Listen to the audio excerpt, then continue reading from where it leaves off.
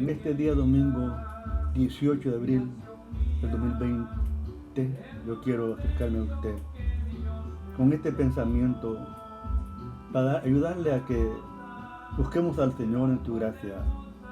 Esta carta fue escrita en el año 51 después de Cristo al 52.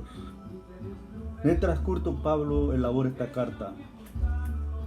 Lo que encontramos aquí son puras verdades que el apóstol con gran autoridad exige que se aplique a la iglesia. Cosa que nosotros los hemos olvidado, algunos hasta se enojan porque nosotros hacemos énfasis en estas cartas del apóstol. Yo le digo que estas cartas son como el código de ley para nosotros la iglesia hoy del Nuevo Testamento. La iglesia que por la gracia de Dios venimos a ser parte del pueblo judío. Pero el apóstol está tratando de ayudar a la iglesia en aquel tiempo por la persecución que había sucedido después de la muerte de Cristo. Hoy que la iglesia pasó unos 30 años de maravilla, no había ningún problema, todo iba corriendo bien. Pero cuando pasan los años, el anticristo empieza a entrar en la iglesia con hombres corruptos que quisieron llevar a cabo algo que ellos creían desde el principio, y era que se aplicara la ley juntamente con la gracia. Entonces, Pablo abiertamente se revela que la ley había terminado, la ley ceremonial incluso, ¿verdad? Es la que vamos a hablar en este momento, había terminado. Y entraba a la etapa de la gracia y la fe. Ellos decían que no era posible que los recién convertidos, que era la iglesia gentil, porque les digo, regreso otra vez, cuando quizás a los 20, 30 años después de Cristo, todo fue de maravilla. Los judíos convirtiéndose, no había problema porque no habían muchos gentiles dentro del movimiento evangélico. Pero luego esto viene a surgir en algo. Cuando ven que muchos gentiles habían venido a Cristo, ellos dicen, bueno, eso no puede ser. Tenemos que predicar Cristo y la ley para que todos entremos juntos, ellos y nosotros. Entonces Pablo sale a la escena. Quiero decirle, mire, Pablo no estuvo con Jesús, que era un muchacho muy pequeño. Todavía no tenía él mucho entendimiento, era un estudiante de militar, ¿verdad? Me imagino, por lo que él dije después. Pero luego él, como celoso de la ley, toma esto en serio. Y el único apóstol que se revela contra esa posición de creyentes del siglo I, que querían llevar juntamente la ley y el evangelio. El único que se opone en la escena es Pablo. ¿Por qué Pablo se pone en la escena al frente y dice, no se puede eso? Porque entonces, ¿la gracia para qué es? Si ni nosotros mismos, como hemos podido llevar estas cosas bien, ¿cómo nosotros queremos llevar ahora adelante esto que nosotros no hemos podido? Entonces ahí viene la gran polémica. Y los apóstoles, tanto Pablo como Pedro y los otros hermanos, Juan y el más pequeño de los hermanos, Judas, tiene que escribir al ver las circunstancias que estaban pasando, atacados por una corriente religiosa del Antiguo Testamento que querían llevar a cabo hoy con Jesús. Él abiertamente se opone y empieza a escribir a las iglesias ya convertidas. Y por eso traigo esta carta, que es la segunda de Tesalonicenses, del último capítulo 3. Dice, leemos allí, usted tiene el libro, tiene la Biblia, la suaca, no tiene, búsquela, no tiene, compre una. Pero dice, en el capítulo 3 de segunda de Tesalonicenses, dice, por lo demás, hermanos, orad, porque nosotros, para que la palabra del Señor corra y sea glorificada, así como le fue entre vosotros. Ahora fíjese, la última palabra, hermanos, oremos, porque la palabra de Dios fue glorificada ante nosotros los judíos. Ahora ustedes como gentiles oren, para que también la palabra sea glorificada dentro de ustedes los gentiles y también nosotros los judíos. Porque para esto vino Cristo, para unir los dos pueblos en uno. De manera que hoy ya no somos un pueblo aparte, somos judíos por excelencia a través de Jesús, porque los invitó por su gracia y no por nuestras propias divinidades que tengamos, porque algunos se creen ya que trajeron eso ya, pero no, todos hemos sido enseñados por Él.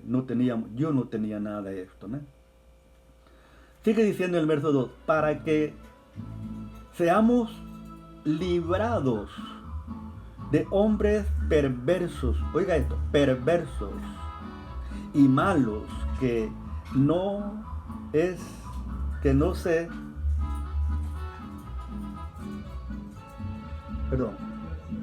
seamos librados de hombres perversos, malos, porque no es de todos la fe. ¿Se da cuenta? Que seamos librados de hombres malos, porque no todo es la fe. ¿Por qué? Porque ya habían entrado hombres a predicar este evangelio dentro de la iglesia, que debían de llevar juntamente la ley con la gracia. Él se opone rotundamente y empieza a escribir la iglesia, ya iglesias establecidas. Verso 3. Pero fiel es el Señor, que os afirmará y guardará del mal. Ahora, ¿de qué te va a guardar? ¿De qué me va a guardar el Señor? De esos corruptos en aquel tiempo y hoy, que vienen a torcer la palabra de Dios y meten herejías dentro de la iglesia y sacan la iglesia de lo genuino y tangible hecho por el Espíritu Santo a través de los tiempos. ¿Cómo se refiere esto? Pero fiel es el Señor, que os ha firmado y guardará del mal. ¿De cuál mal? De lo que estamos hablando. Aquí no está hablando mal de pecado, no, está hablando de hombres corruptos que entraron a la iglesia y querían meter herejías que no eran de acuerdo a la voluntad de Dios, pues Dios ya había estipulado un estatuto bajo los apóstoles. Seguimos leyendo. Verso 4. Tenemos confianza, dice el apóstol escribiendo, respecto a vosotros en el Señor,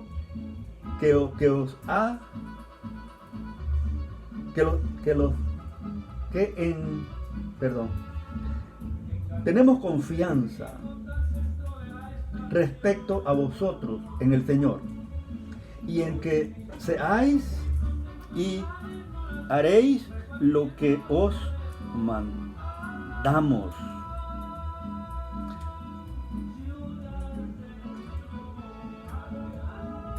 Y el Señor encaminará vuestro conocimiento a la forma de Dios y a la paciencia de Cristo. Entonces veamos nosotros. Usted puede ver cómo Pablo va introduciendo esto que él ya miraba como una amenaza a la iglesia primitiva de aquel tiempo. Y nosotros hoy, yo oigo muchos mis compañeros míos predicando en la radio. Qué bueno que predican, ¿verdad? pero que usen también la palabra, que no le pongan como hablando ahí, que hablando y la verdad que a veces yo creo que ya ni los oyen. No, que la palabra los aliente, que la palabra los anime. Porque mire, el verso 6 dice, pero os ordenamos, hermanos, en el nombre de nuestro Jesucristo, que os apartéis de todo hermano que ande desordenadamente y no según la enseñanza que recibiste de nosotros. Como él enfatiza, si alguien viene y no trae la enseñanza que ha recibido de nosotros, apártate, no le escuches. No hagas rancho con él. ¿Por qué el apóstol Pablo habla tan seriamente y dice,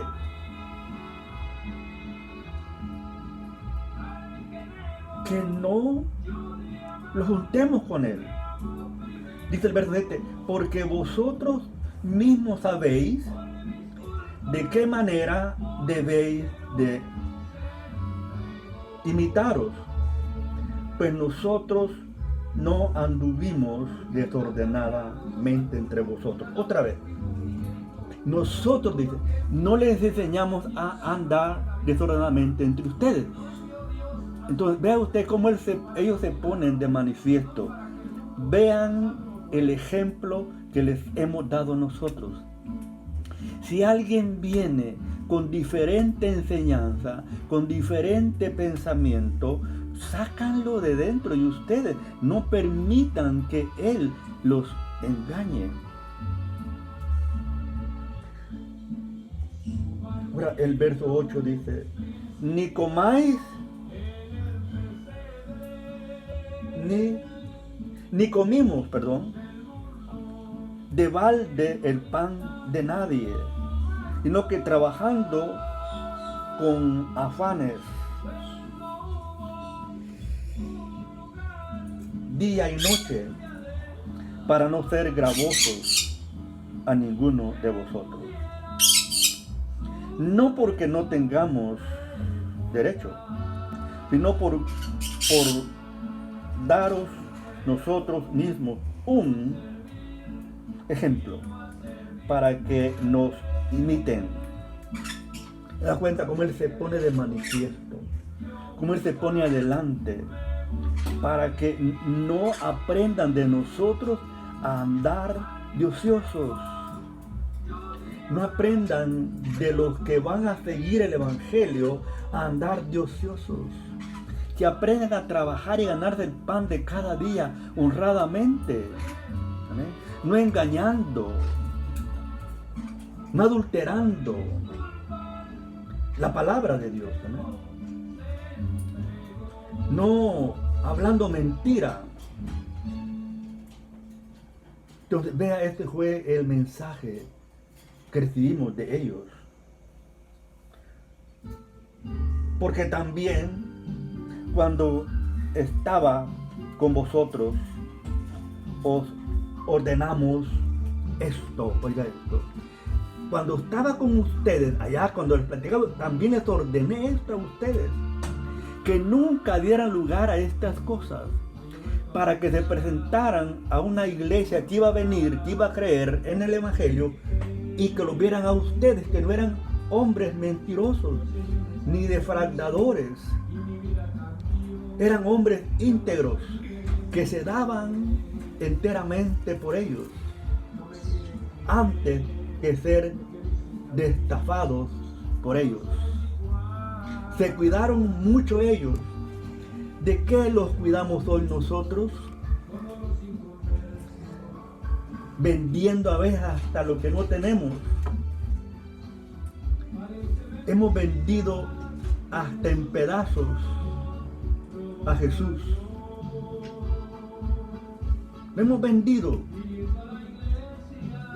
Ya no tenemos nada, ya lo vendimos todo, con tal de tener ganancias. Dios nos ayude. Dice el 11, porque oímos que algunos entre vosotros, oiga esto, algunos del año, vamos a poner del año 4 o del 5, cuando fue la iglesia constituida allá en el Monte de los Olivos, donde tenemos 120, de la cual se da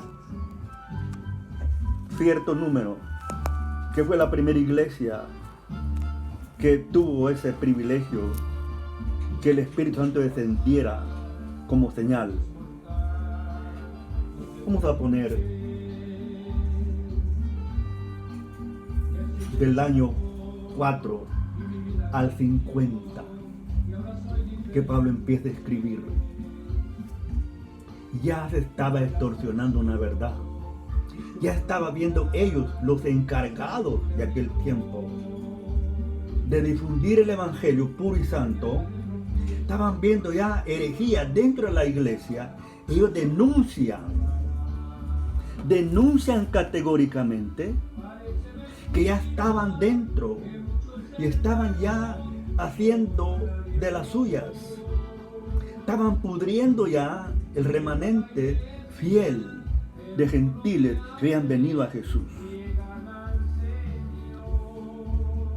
Porque él dice en el 11, porque oímos que hay algunos entre vosotros que andan desordenadamente, no trabajando en nada. Quiero adelantarme, no me voy a molestar por esto. Ando trabajando para el Evangelio y dan una